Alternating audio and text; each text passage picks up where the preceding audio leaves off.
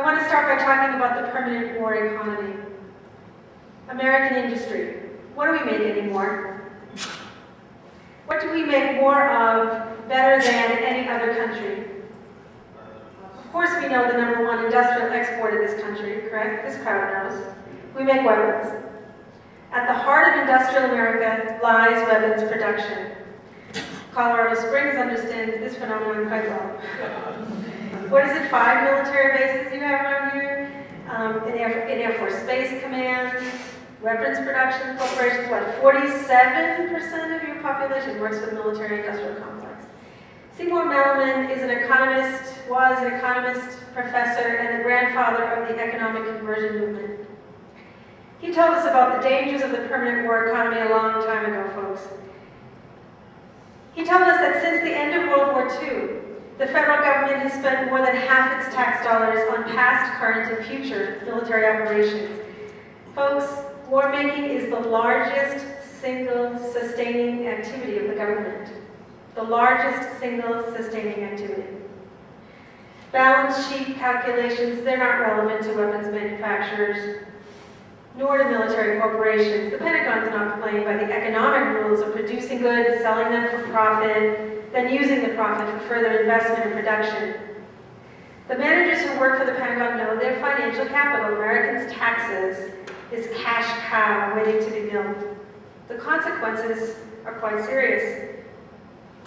Melman noted years ago that U.S. industry doesn't even have the tools we need to produce consumer products anymore. If we wanted to get back to industrial production, we would need to build new tools and use consultants from other countries to show us how. The Pentagon's work typically provides union jobs and health benefits. We're talking about endangered species in the United States anymore. They also provide a false hope of job security. Local communities defend the jobs when there is a threat of loss, knowing that America has few other industrial jobs and the service sector doesn't provide the same standard of living.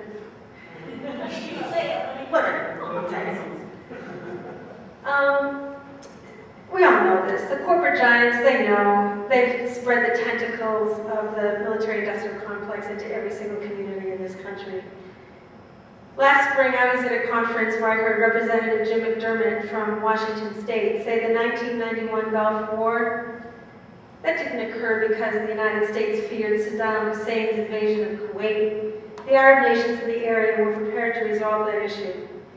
But the United States had a stockpile of weapons that needed to be used. We needed to keep production flowing. The United States Congress knows that. They told us this, right? The Gulf War was also the United States' opportunity to finally test satellite-directed warfare. The world's first venture to militarize space. Although the Patriot missiles rarely hit their mark, the U.S. war fighting had taken a turn toward what the Pentagon calls full-spectrum dominance. This crowd knows that better than I. The U.S. domination is complete. The ground, the sea, the air, the space.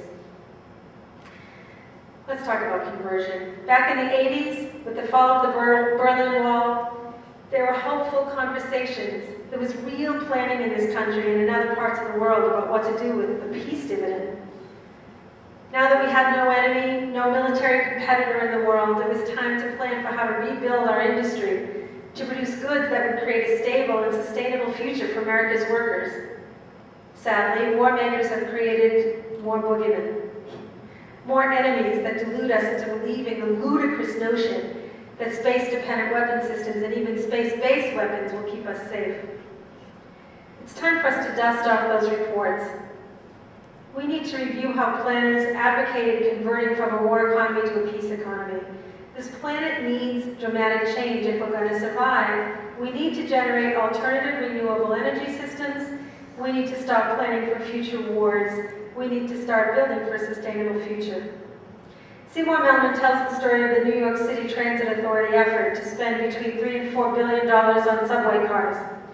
City government put out a request for bids, and not a single American company responded.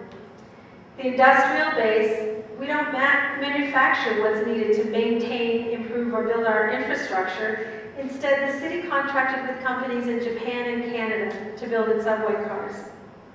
Melman estimated that such a contract could have generated about 32,000 jobs, directly and indirectly. But here's another story. There's a shipyard in a small town in Denmark. It went broke in 1999. A small company called Vestas Wind Systems, a private company, they converted the facility to make windmills.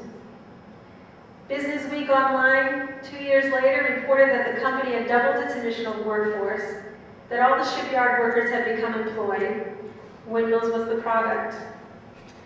This company now leads a cluster of companies that made Denmark, with a population of 4 million people, the world's top producer and exporter of windmills. We drove through Kansas here, on the way here. We passed by a wind farm. It was an incredibly beautiful sight to see. Where were those windmills made? I don't know the answer. Is American industry gearing up for the future? Can we increase the research, development, and production of safe, sustaining energy systems that harness the power of the sun, the wind, the tides? We talked among ourselves in the car, if we hadn't invaded Iraq, if we had a different set of priorities, if we weren't dependent on war making, we could have been building an infrastructure to put windmills in every community in Kansas, solar panels on every home in Colorado. Imagine the jobs, the excitement, the possibilities. You build it, you put it on, you have repairs. Imagine how many people can be working in this. I have to tell you this story in closing. I have a friend who's a Navy veteran. She served on an Aegis cruiser made in our hometown of Bath, Maine. It was her job to keep the Aegis cruiser in position so that it could launch the first Tomahawk missiles into Iraq for the shock and awe bombing on March 19th of 1983. Hours later, this 25-year-old left the deck and went below to see images of Baghdad burning on CNN. Images that are burnt into the head and heart and soul of this sweet, gentle woman. We've damaged this young woman's life, permanently. She's a civil engineer she went to school to learn how to build bridges and roads. And now her life is haunted by the full capacity of destruction she helped unleash on a populated city.